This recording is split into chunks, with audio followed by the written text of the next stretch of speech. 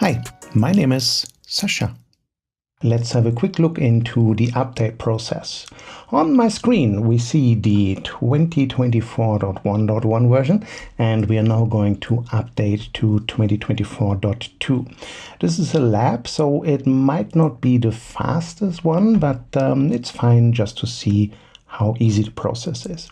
For a few years now, we support online updates, so no more need to go to the server and kick off executable over there.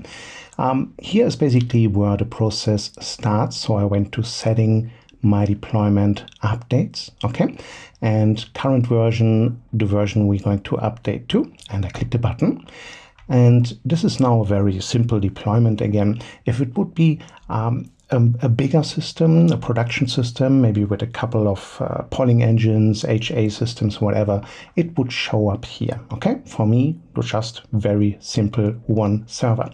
I click next, next, next, and I confirm that I read through all of these details.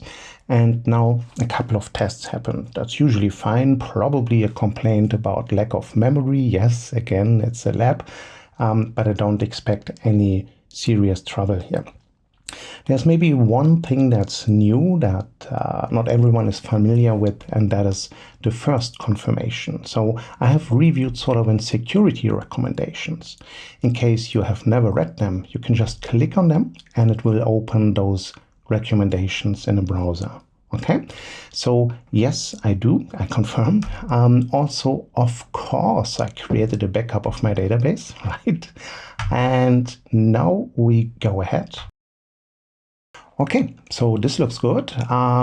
It's installed, upgrade complete. Let's give it a try. I click finish, and in theory, we should see a fancy new version in any second here. It's looking good.